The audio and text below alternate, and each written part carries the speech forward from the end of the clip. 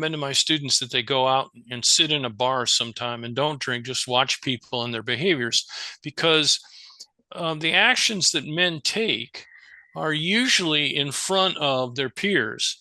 So you'll get a couple of guys at a bar and they'll get to yakking with somebody and they'll have a confrontation, and it's over something that we think is silly, but in reality it's ultimately establishing a pecking order, so to speak, Yeah. among the males out there.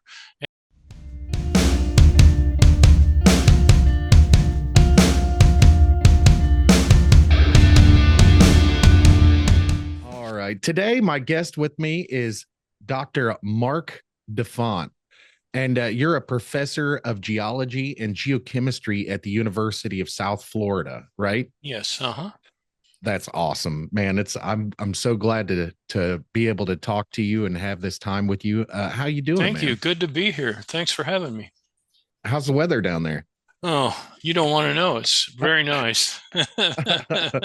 It's actually not too bad here. Oh, I'm good. just north of Kansas City, and I think it's like 60 degrees here today, and it's going to be like 68 Oh, tomorrow. that's great. So it's Well, not that's too about, bad. we have a low in the 70s right now, low 70s. Oh, oh I got two man. sons, and one's in Ohio and one's in Boston. They're Yeah. freezing. Yeah. I bet I can just imagine. Florida is one of my favorite places to hang out, except the summertime. In the summertime, it feels like you're sitting right on the surface of the sun sometimes. It does. I play senior softball, and I even love it in the summer. So I've gotten real used to the warm. So my first experience in Florida during the summer was gosh, it was 2014, and we went to Disney World Uh-huh. in June, Oh, almost that's a July. miserable So time to go. yeah, it was 100 degrees during the day and Oh 80 at my night. gosh. And when you walk Waiting in outside those your lines. yes, when you walk outside your hotel room, it felt like you were taking a big old breath of water. Yes, The sauna. humidity was so high. Yeah, Uh-huh. it was ridiculous. But I've been down there plenty of since then, and I think my favorite time to go is October. Mm, The weather is just it's perfect very in nice. October. Yeah, I Yeah. agree. So let's get into this a little bit. You had wrote a paper. I can't remember the name of the paper. I just got done reading it too. But it I was can't even basic. remember the paper's name. Uh, anyway. But it got into um, the uh, science in feminism and some of the things like that. And basically, there's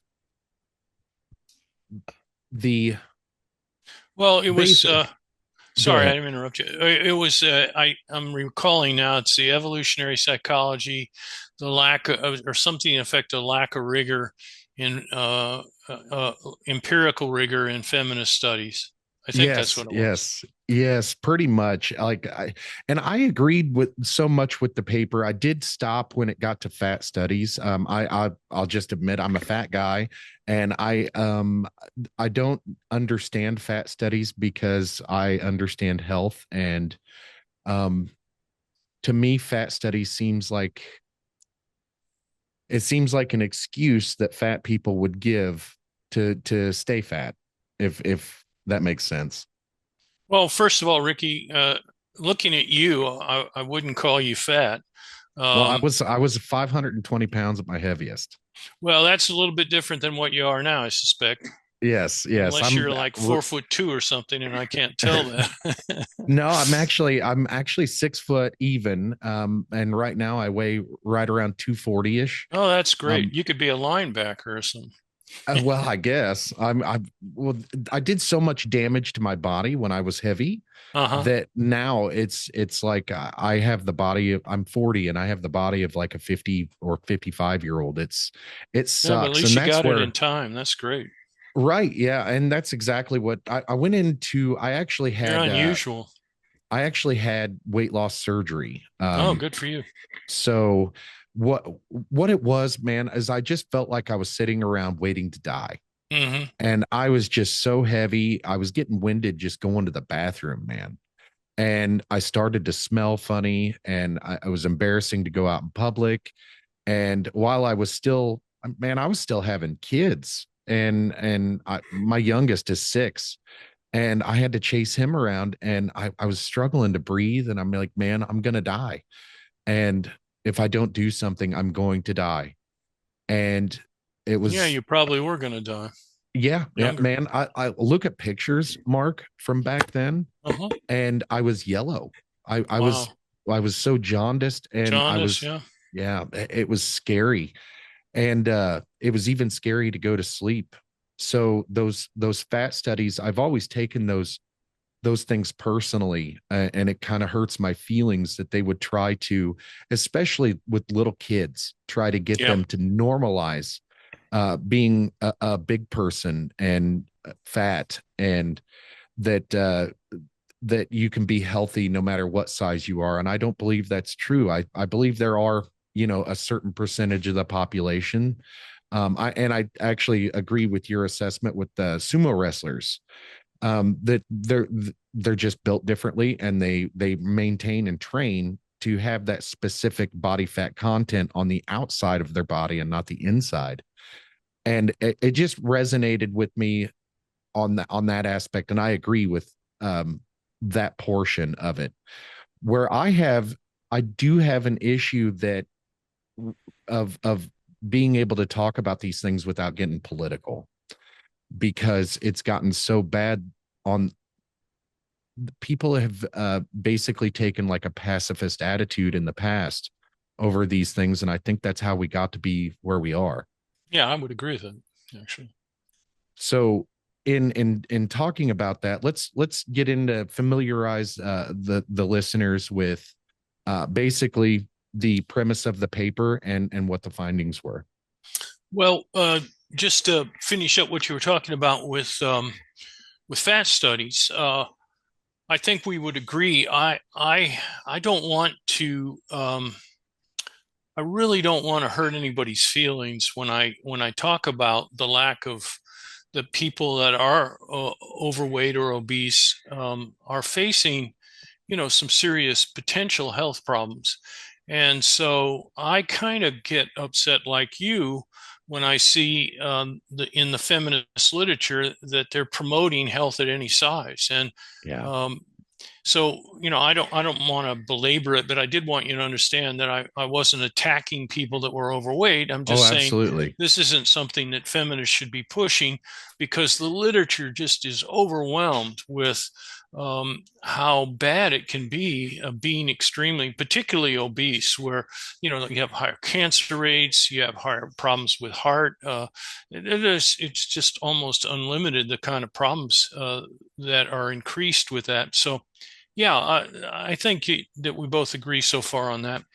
Um, so how did I get started on this? Is that really a good place to start? Yeah, yeah, that would Okay. be a great place to start because it's geology and geochemistry is totally different than evolutionary science and Yeah, psychology. that's for sure.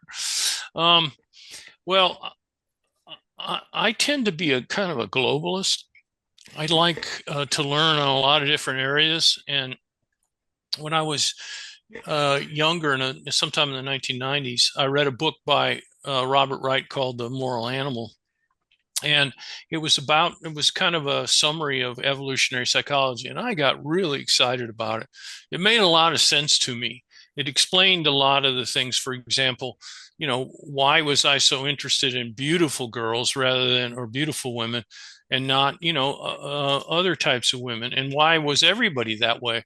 Well, evolutionary psychology came up with some good answers, and we can talk about that in a minute. But I wanted to say that after I got involved with evolutionary psychology, I started reading everything I could get my hands on. And finally, I started getting the nerve to start publishing some papers the last few years on it, and developed my confidence in knowledge background.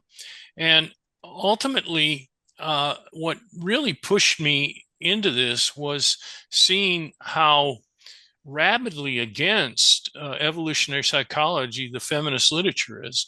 And I mean, I'm not saying all feminists, but certainly a large proportion. They even talk in the literature about how they need to try to shut it down if they can. And that's just not a healthy attitude to have, in my opinion, on a college campus where we promote truth and we promote openness to getting at the truth. And we can't have one group trying to silence another because they don't happen to agree with one's ideology.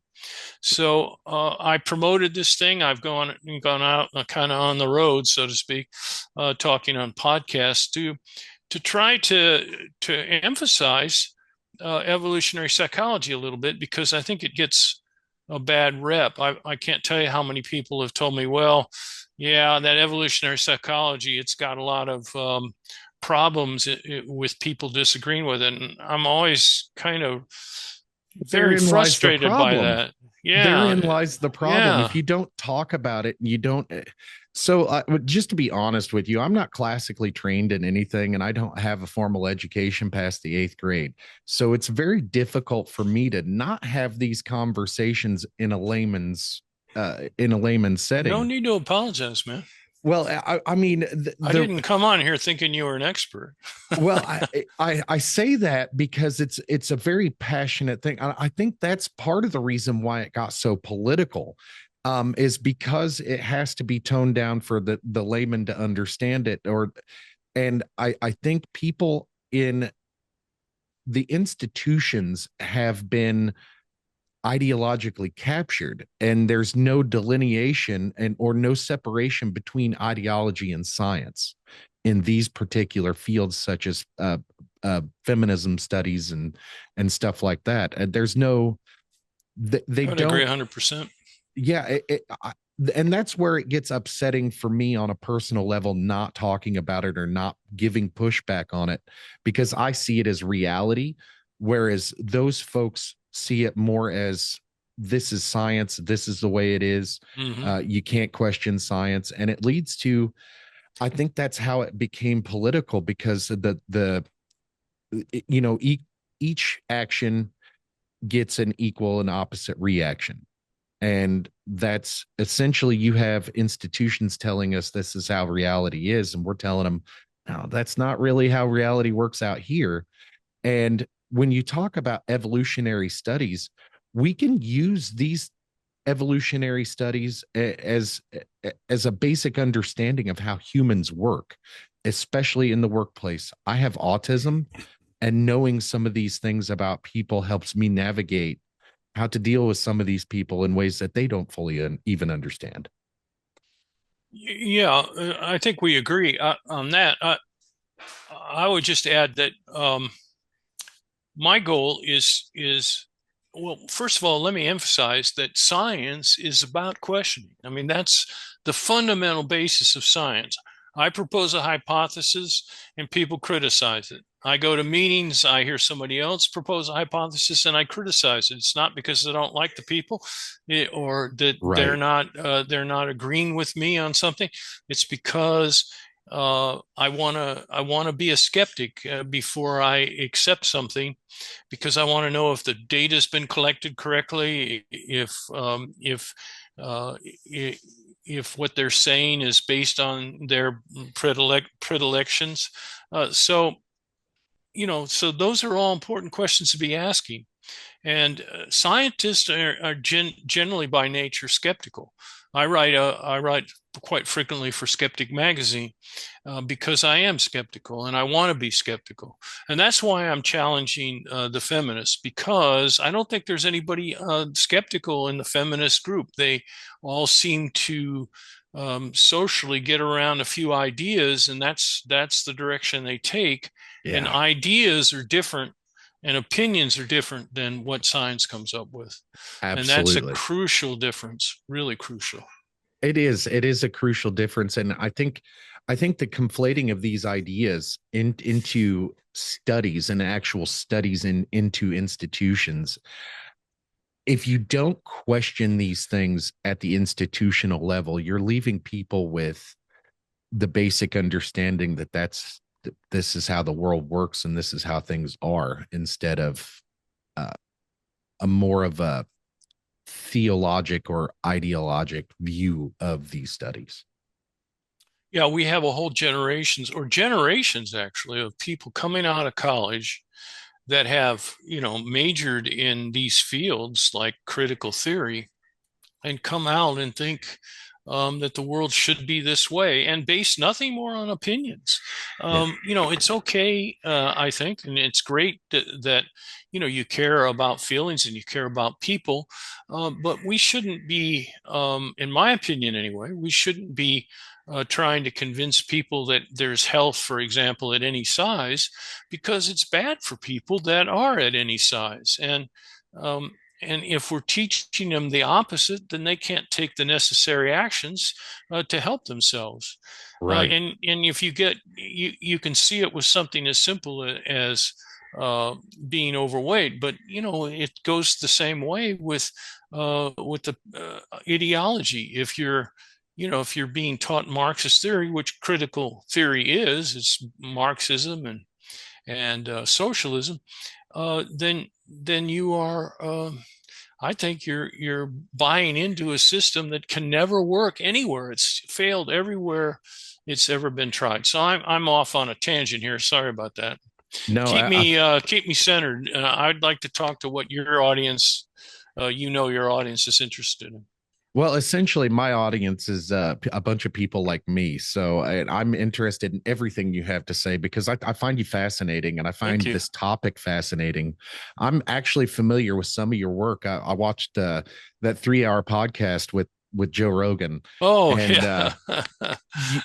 I am familiar with some of your work, and I love how you are data centric and you come Thank you. it everything, all your arguments seem to come back to data, whereas some of these some of the people that we see on podcasts and mainstream media are promoting ideas as fact at some points, and I love how without people like you challenging that, then I think we'd all walk around believing a bunch of nonsense. So thank you for that. Well, thank you. But I was just going to add something about Grant Hancock, but didn't mean to interrupt you. oh, go ahead. Go ahead. Well, I like Graham. I consider him a friend. He may not consider me a friend, but after the Joe Rogan show, but um, we've had some discussions through email, so I know he's not totally dismissive of me. But I got on him, not on just on the Joe Rogan show, but I wrote a couple of papers for Skeptic magazine about him, and I did get a lot of grief from people that were Graham Hancock fans, and I didn't mean to make all of them mad, but I did want to put out there that Graham is not following some of the um, fundamentals of doing basic science.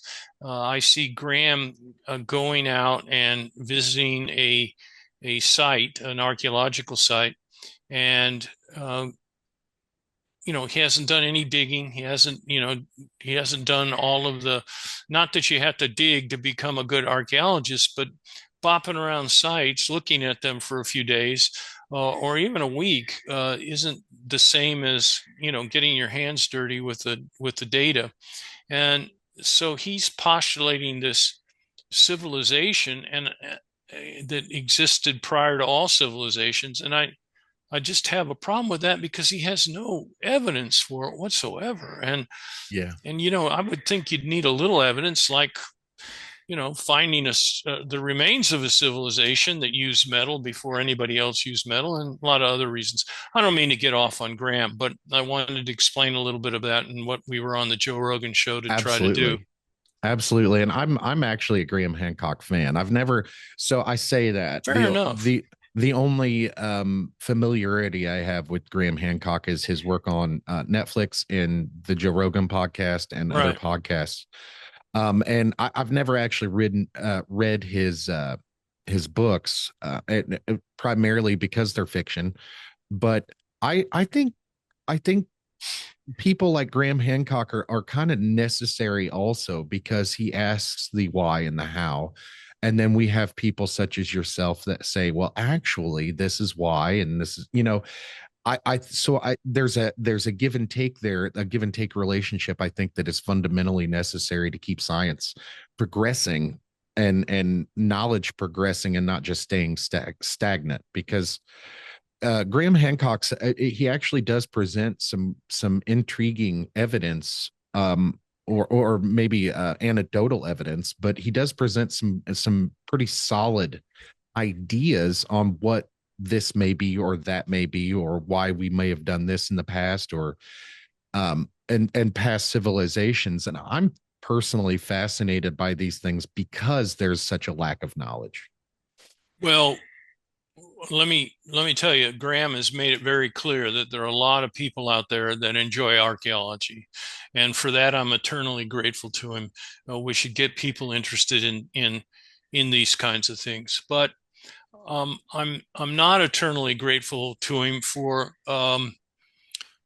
his sort of great imagination, where he extrapolates it and he's never clear as to what he's extrapolating and what's data based. And so I think Right. that's one of the problems. I read two of his books, and he's a great writer, and he's enjoyable to read. I enjoyed reading his books. Um, I I just have problems on how far he deviates from what we have supported by the data and what we don't have supported by the data, and it's never really clear Right, which leads to the which he's same going to. issue as which leads to the same issue that we have here when we're talking about your paper and feminism studies and stuff like that. Um, is that you are correct, and I think Graham Hancock, there's no delineation or separation between idea and fact, and he uses both in his stories. But I think it's great that he questions. I'd be the first to pat him on the back for that. In fact, I asked him to go on a lecture series debating each other, but he never got back to me on that. So I assume he wasn't interested. Having said all this, though, I I do like him. I like his personality, and I also like reading his books. Now, I think you had me on here though to talk about evolutionary psychology. I think you brought it back to that subject quite nicely. So let me, if you don't mind, just give you a little background about what evolutionary psychologists do, and then try to relate it to this paper. And that'll take me a few minutes. Is that okay? That's great. Okay. Well, let me drop back in time to about 4 to 7 million years ago, when humans just come, or not humans, but our human ancestors came out of trees and we started walking upright. We have fossils dating back to that period of time, which show that our ancestors did walk upright, and DNA clocks have dated it back to that time. So we probably had an ancestor that what we would call, so-called the missing link, that existed somewhere around that time, that was the parent species to us and chimpanzees. And then somewhere along there, that animal had a brain back then about a little bit bigger than a chimpanzee. And then all of a sudden, through about 4 million years of evolution, uh, it developed into brains the size that we have. And we don't know exactly what it was out there in that savannah that caused that huge brain development. It might have been language. It might have been having to work together in social units, trying to figure out who's lying, who isn't, that kind of thing. Or it may be just life on the savannah and the way they happen to live. But ultimately, um, what happens when you have a big brain evolve like that is you get big heads, and the brain, or the head of an infant cannot come out of the womb. It's too big. So women had to start or females had to start having babies before they matured. So we're talking about development only 25% before a baby is born of their brains. And so they come out totally helpless. And it requires the mother to take complete, complete care of them. All of their focus has to be on that baby for it to survive. And after all, we're the result of those mothers that cared enough to look after the baby, because they passed their genes on and the others didn't. And also, when babies got the larger heads and started being delivered premature, and by the way, if you look at animals like deer, their babies come out and they're up and running within a very short time. We're talking about a matter of hours or less. Because they're predators out there. If they didn't come out ready to run, they would obviously be taken out of the gene pool. So, but what's unusual about humans is that you don't see very often the birth of totally helpless fetus. And I say fetus, of course, it's a baby, but it's totally helpless. And so you start seeing mothers paying particular attention to getting help from the father. This, by the way, is not very common in the animal kingdom, where there's much parental investment from the father. Most times, fathers donate sperm and they're off on their own. With humans, it's different, and that difference has made all the difference in the world, so to speak, because men and women evolved quite differently. Women were choosing men because of their abilities to hunt and bring home high protein dinners, their ability to protect, and also basically alpha male type.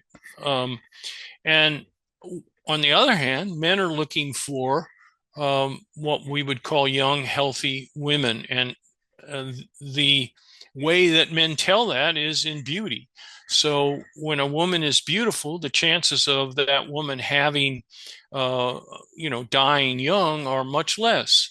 And of course, if mothers don't die young, they get to raise their children, and there's a much more chance then of the children surviving.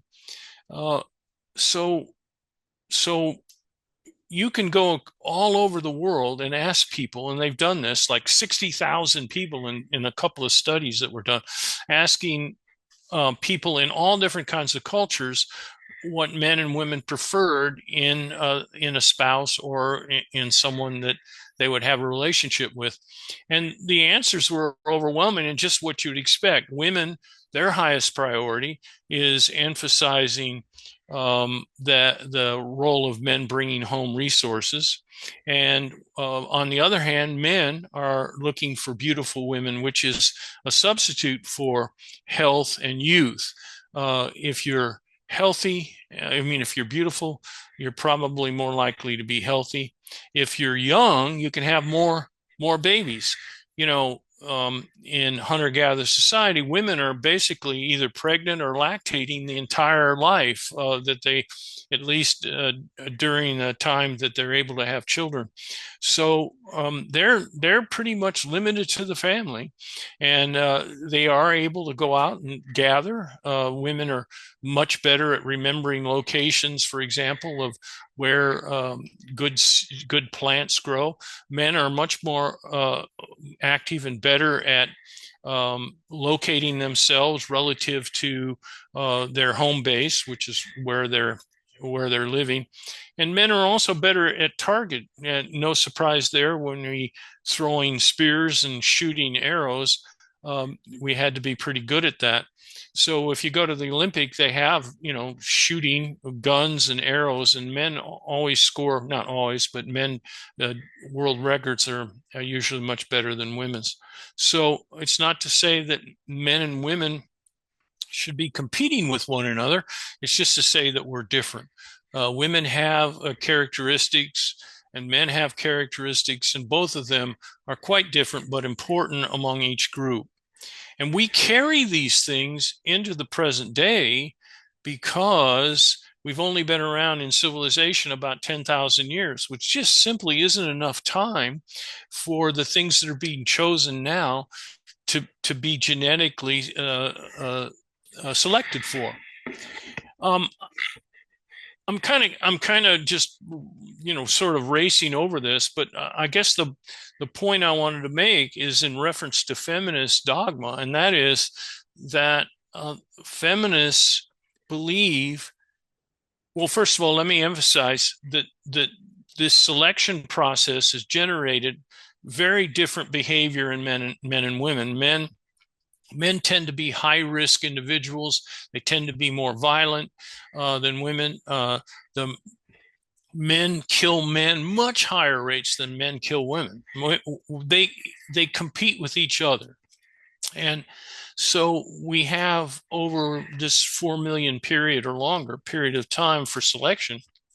We've had um, different characteristics, and in general, I think masculine is the result from female choice, and feminine is the result of male choice. And so this is very different than what the feminists are saying. For example, feminists are saying that culture is everything. We're born into the world with a blank slate, so to speak. We have no instincts. We learn everything from culture. If you're gay, it's due to culture. If you're straight, it's due to culture. If you're masculine, it's due to culture, and on and on and on. And I started seeing that going, whoa, that can't be right. Because we are so different. Men have 10 times the amount of testosterone that women do. And it's very hard to say that that comes from culture. How could that be formed in culture? Now, this is something that has to be selected for. You don't have that kind of difference between men and women and just have it randomly turn up as a physical difference. It must be socially construct. It must not be socially constructed. Social construction is their term for what I call nonsense. Um, so they would claim that there's this terrible patriarchy out there where men get together on the weekends and decide how that we can subjugate women. And I keep telling people that I must have missed the meetings because I've never gone to any meeting where we talked about how we could, hold women back. In fact, I think it's just the opposite today.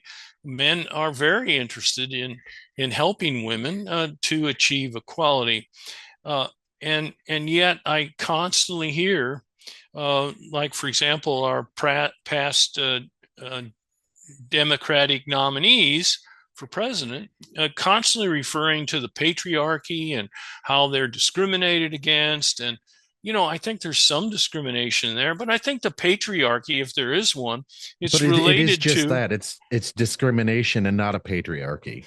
well, that's what they would say. Yeah. Yeah. If I understood you correctly. So that patriarchy is based on our evolution and women saying, I don't have time to do all this. You take over leadership roles. You do this, you do that. I want to raise the kids. And so in our society, that turns up as what women would, or feminists would call a patriarchy, but really is just a natural development from evolution. I think there's been discrimination. I won't deny that, but certainly not to the extent that women would have us believe that. And I started looking at things like the gender pay gap, which has just been grossly misunderstood by feminists. Just because you have a difference in pay doesn't mean that there's discrimination. But every time I hear something about the patriarchy, I always hear right after that about the gender pay gap.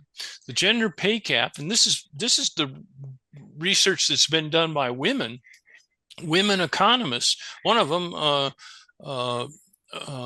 won a Nobel Prize for her work, Claudia Golden at Harvard. So um, the economists like Golden are finding that the pay gap is due to choice by women. They're choosing fields that will give them a lot of availability to be with their children or move with their husbands in the family, and they're choosing also areas where estrogen is taking over, where the maternal instincts that they have take over. They like fields that require empathy towards people, and you get that in education, you get that in social work, you get it in nursing. So that's where women tend to focus on. They don't I like actually, machines and that kind of thing in general. Yeah, sorry, I'm I talking too much. actually, I actually like Jordan Peterson's take on the gender pay gap, and he outlines it quite wonderfully in that there's more women are also more risk averse than men Yes, are, and it's what the negotiation economists say. tactics. I Yep. didn't even think about negotiation tactics until I had watched Jordan Peterson on another podcast. And as I was listening to him, I'm like, yeah, I negotiate pretty much everything I do, but my wife doesn't. And that's actually a pretty well established difference between men and women. Men are more likely to negotiate, whereas women are more likely to accept a given outcome. Well, women are fantastic at communication, and they tend not to like to have disturbances in the social order. So they are much less likely to get in the face of someone and be confrontational, which is really what negotiation is always about. Um, so Unless it's yes, another part of it. woman. Well, yes. Well, yeah. I find that fascinating too. Women are so you want to get down to the evolutionary psychology of this. It's fascinating how women compete, especially in the workplace. And we're so as animals, man, we're like very communal animals. We are meant to live in villages. We are meant to be True. uh, communal people. And I find it fascinating. It's something that I find very funny, and I wouldn't have even noticed it had I not been for a lack of a better term, a custodian or uh, a janitor, if you will. Hmm. Hmm. Noticing that women cycle at the same time at Right. work, Hmm. and they also get bitchy at the same time at work. And you can use this is what I was talking about, using every evolutionary psychology to bypass all of those social constructs during those moments, and you can just focus on work in the workplace. I find it fascinating how women themselves don't even understand this. Well, yeah, and I think if I had any advice for the young men listening to this, first of all, stop listening to feminists, and second of all, I think that you have to remember um, that there is competition among men, and that competition is very funny. I recommend to my students that they go out and sit in a bar sometime and don't drink, just watch people and their behaviors, because the actions that men take are usually in front of their peers.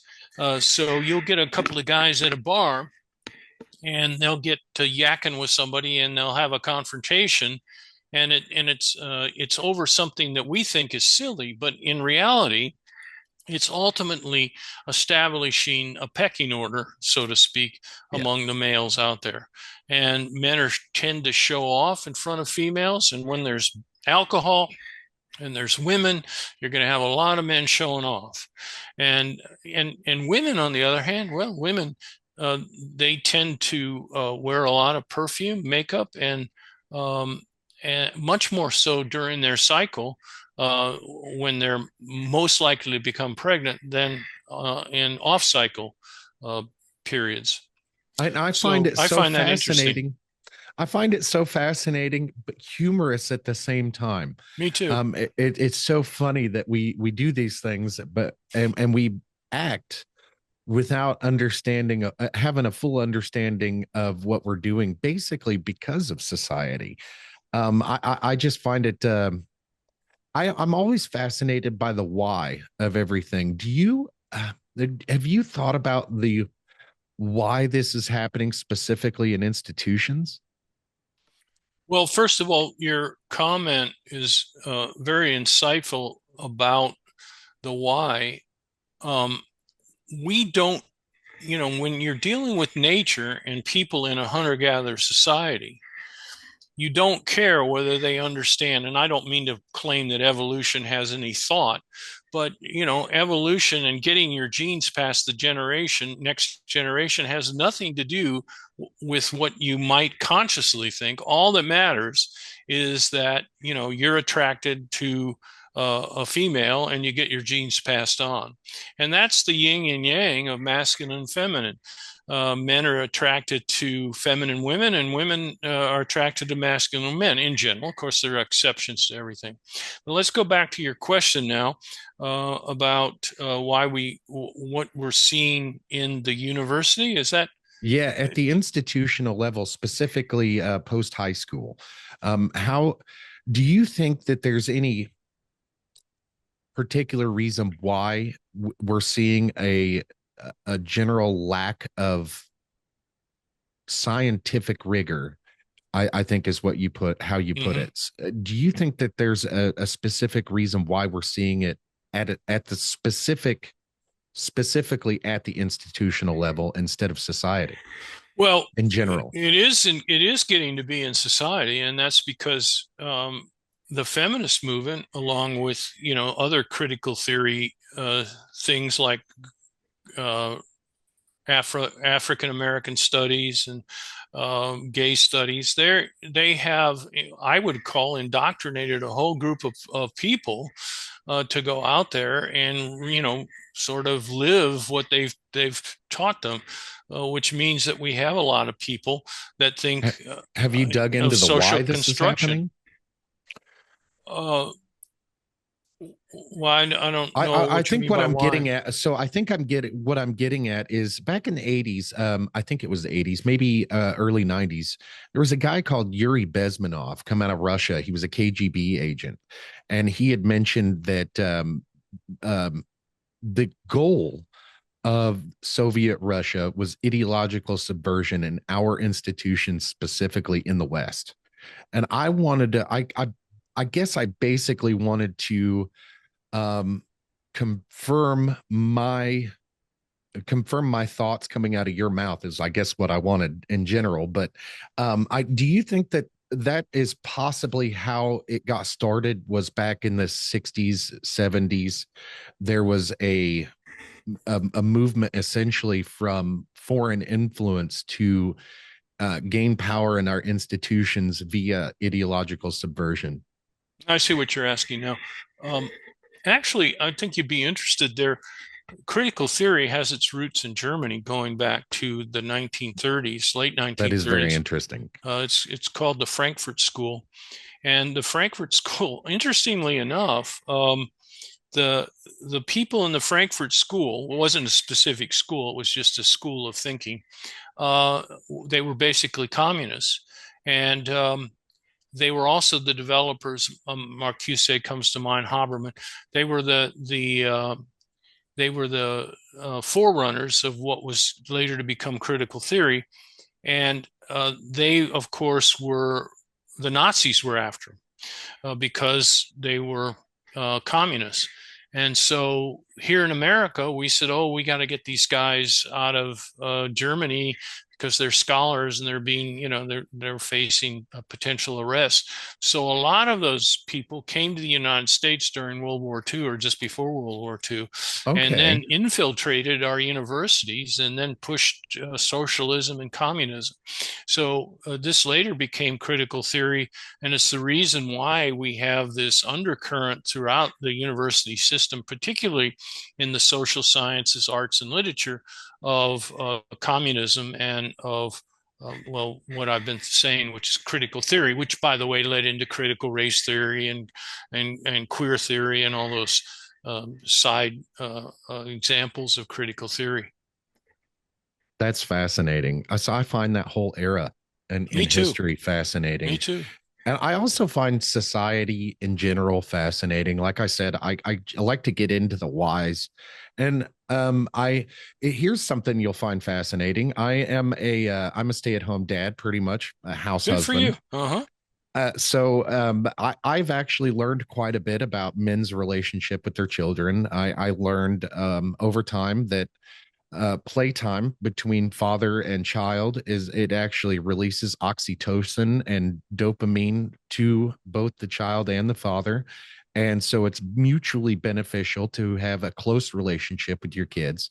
And Children need their dads, no question about it. absolutely. But they also need their mothers. And Oh, well, no doubt about that. here's where I have a in here in my house we do actually follow the traditional gender roles in that Hmm. dad's the provider, mom is the caregiver, so to speak. Mom provides financially for the house, but dad provides a stability of a different kind for Hmm. everybody. And essentially, what we did was we took emotions out of it and we logically applied how we could get the best outcome out of our circumstances. And we decided that I would stay home with the kids while she goes to college and advances her career, because I'm not a school guy. I don't have, like I said, I have no formal education past 8th grade. I have a Good for you. GED. And so my wife, she at that time had more earning potential than I did. I was making like 15, 16 bucks an hour. Hmm. And we decided, okay, you go advance your career. I'll stay home with the kids. And it turned out that I love it. I, Oh, that's I'm, great. And I that's all that absolutely, counts, right? I mean, right. the kids are, Absolutely. are doing fine, I'm sure, and mom's happy. What else could be better? Well, a daycare and public school aren't raising my children. Yeah, it's That's great. that's and I think that's where society went a little bit sideways back in the 50s, was because mom came out of the home and went to work. And why did that happen? Because we lost, thousands of millions of people during World War II, World War One, and World War II. And those women had to come outside of the home and fulfill the men's job at the factories. They were being paid, and then in turn, um, after the war was over, it became just the thing to do that women went to work as well, and it became a dual income household, and the middle class came out of that, and society really tends to forget that we are basically just animals at our very basic Absolutely. core. And like as a man, if food, shelter, and family is really all I need. And I think people have forgotten that, and consumerism has gotten the way, and people believing that this is how the world is supposed to be, versus we have made it this way because we are amazing animals. And this is the product of us, and not something that we have to integrate with, if that makes sense. No, it does. And I think sometimes that the feminist movement has forgotten about how tough the world can be, that it's a very, Absolutely. very competitive world. And they want to kind of gloss over that and try to make it something more. For example, this, sort of movement like standing behind men that want to compete in women's sports, or some of the other things, and then canceling people that disagree. It's become quite popular in the universities to cancel people. So Yeah, and yes, then I they agree. then I so politically I line conservative at the moment, which is Republican at the moment. Again, I'm not in any one box or anything, but I think the left has labeled the right as fascists, and I find that particularly between the years 2020 and 2024, the left had more in common with fascism of the 1930s than the right did. And I watch documentaries. I Oh, watch look at Minnesota. exactly, Yeah. exactly. That's exactly what's and here's where I'm going with that is I see so many similarities between um the 1930s and today. It's like people have ignored everything that we learned in the past, and Yes, I would agree. have just, and these aren't these Mark, these arguments aren't any different than what was happening back then. Hmm. and it's so eerily similar. I'm like, how are people so blind to this? And I like, Well, most people don't know what you seem to know, which is good that you've done your history there. I think, and I'm an autodidact, and I think that's what's wrong with me in general. It's maybe not wrong with me, but I enjoy learning. And Hmm. if I'm fascinated by something, that's what I do is dig into it. Like UFOs, man. Since 2017, you had mentioned that you write for Skeptic magazine sometimes, and I am a huge UFO fan. Whether it's true, whether it's not true, I don't care. I just like thinking about it. I Yeah, love fine using for the you. UFO topic as entertainment. And when people ask me what I think, I'm like, well, how deep do you want to go into this conversation? Because we can go into science, we can go into data, we can go into the UFO experiencers, we can go into all that. And I can dive into each of those topics simultaneously or independently. And I never can usually find somebody to match me on that. But and it's mostly because I don't take I it. certainly couldn't. I don't take it too seriously. I don't take anything too seriously. This is just like a conversation between me and you. It's just a conversation between me and you. I'm really not even thinking about my audience at this point, because I'm so curious about these subjects and these topics, specifically the why and how it got to be this way. And with your paper in particularly, it points out that there is a scientific way to look at these things, and the data is there, and we can independently look at these things. And yes, over time things change, and we can look at that data independently too. But what we can't do is throw the baby out with the bathwater and say that this is how it is because I feel this type of way. Yeah, I agree. Nothing more to say there. I mean, I couldn't agree more. So And I think getting you go got to ahead. go with what you like too. I like to read true crime. So, you know, Man, true crime is one of those subjects I don't think that can get old, because the psychology that goes into each one of those cases is unique.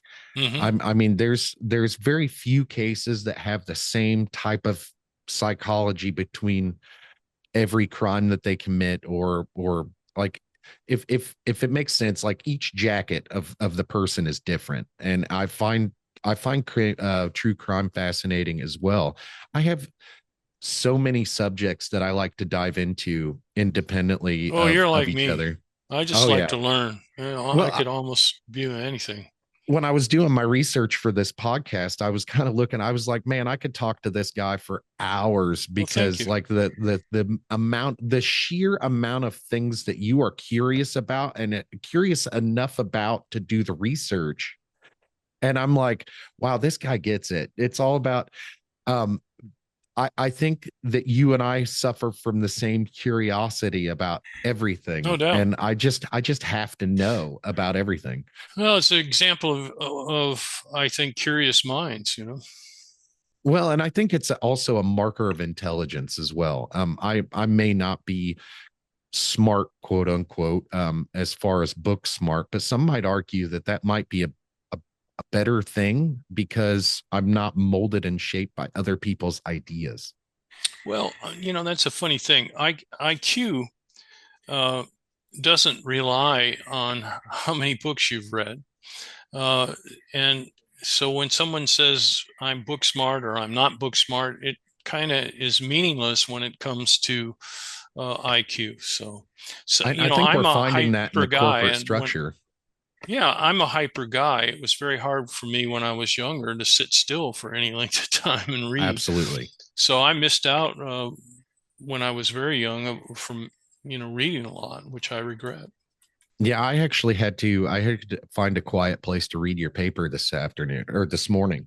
I put it off for a couple of days because I wanted it to be fresh in my mind. Hmm. And I was in the living room reading, and so my youngest son, he's 6, he has autism, and his biggest stem is vocal, so he screams a lot. Oh, that And would be hard to read my yes, paper with somebody screaming. exactly. And then at the same time, my wife's trying to talk to me, and then the TV's on. So I'm like, I gotta get out of here. So I went outside and I read your paper, and like, it's a short paper. It's short and digestible, and it is in layman's terms. And I love that. I love that it's so, and it's accurate. I didn't find anything in there that I disagreed with on an intellectual level, if that makes sense. No, I I didn't understand. find any discrepancies that I could kind of pick apart in there. And like I did say, I haven't read the fat studies part of it yet. Because I mainly agree with, like, I don't think that, I think fat studies should actually study the opposite, and how we not stay fat, but how we get healthier. You know, it should focus on those things and not the opposite. I agree. So, Mark, I think this has been a fantastic conversation, man. Well, Ricky, thanks for having me on. I really appreciate that. Thanks for coming. Let me ask you, do you make repeat appearances often? Yeah, sure. That's awesome I because don't know if I have anything to say that you might be interested in, but yeah. I, I tell you what, you do, because I listened to a TED talk that you gave in like 2015, Oh, yeah.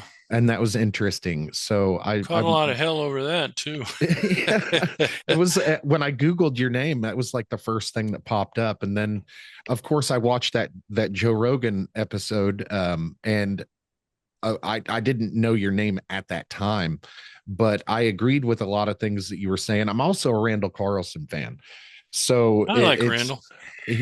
the things that those guys talk about. I do think it's quite necessary to have people like Randall and Graham, and the curiosity that they have. I welcome that in the community, but I do sometimes with these folks like Graham and Randall, I think they do take opinion a little too far and try to pass it off as fact sometimes, or they feel so strongly about something it comes off as fact. And I think that's not as dangerous as people like to say it is, but I do think it's a little disingenuous for them not to acknowledge that. Yeah, but I can see why people do that and they listen to them because, Randall is just such a nice guy. I really Yes, like Randall. We disagree on almost everything, but he is a really great guy. Well, so's absolutely. Graham too. Graham's a little sensitive, but yeah, both of them are nice people. do you think do you think it's a Graham being a little sensitive as a product of where he's from versus where we're from? I think that Hmm. I think, and there's some cultural differences between Europeans and us, and I think we're quite a bit more direct, and they see that as rude. Um, Maybe so, but I think, well, yeah, I don't think we're the first people to ever criticize Graham, though. So, no, yeah, that's true. That's true. And a buddy of mine actually introduced me to Graham Hancock and Randall Carlson's ideas from the Joe Rogan podcast, and I'd never heard of them before they were on Joe Rogan. And when I started listening to that, it did reignite a sort of curiosity about the past and ancient Egypt and ancient good. civilizations. And I even asked my wife. I remember thinking in a parking lot of and this is how my mind works. I'm always thinking. We were in a parking lot of a Target, and I had asked my wife, I'm like, I wonder how many times civilization has been in this exact spot. And she's like, what do you mean? And I was like, like driving cars, airplanes overhead. I wonder how many times that's actually happened. And she's like, well, we're not living, like, I don't know. We don't know what's happened, 10, 20,000 years ago. Maybe there was a different civilization that had airplanes and stuff. We don't know. And it's Well, just if there fascinating was, to think we about they it. didn't leave any evidence. That's true. That's true. And well, that goes back to Randall Carlson's theory of the Great Flood. And maybe everything's under the ocean. Oh, well, yeah, okay. And Um, then we could talk about those things all day. I also like daydreaming about things that could be or could have been. Fantasy's not really a subject that I like to dive into on an intellectual level, but it is something I like to daydream about. Like Yeah, it can be UFOs is fun. the perfect topic for that. So, but anyway, I like I said, I think I'm definitely plan to have you on again in the future. And Yeah. we'll keep in I have your email, so we'll keep in contact over email. This has been a fantastic Yeah, conversation, Ricky, Mark. thanks. I really did enjoy it. Where can people Good. find you? My website is www.marc, Marc.com. And Awesome. I usually post any of my new papers there. If you want to contact me, my email's there. So help Awesome. yourself. Awesome. And we'll link all that stuff in the description I down below. appreciate that. Hang I'd out like with to me for link you too. absolutely, So absolutely. if When that's they're okay with you. yeah, when we're all done with this, as a matter of fact, so we actually communicate through like Podmatch. So Right. there's a spot on there where they have a release date, and I will post the release date in there. But we Oh, actually, good. I appreciate that. yeah, no problem. So you guys, the audience, you guys will see this next week on Friday. We're going to release this one on a Friday. But it's been a fantastic conversation, and you guys can look forward to seeing Mark on the podcast again. Check out his website and check out his work, because like there's this these are fantastic subjects and fascinating subjects to dive into. And you did a lot of work on this paper, and I'm really Thanks. I'm honored to have you here on the podcast. Hang out with me for just a moment. We'll let these guys Sure will. go. Thanks, Ricky. Thanks, guys, for hanging out with us this far. We'll see you next time.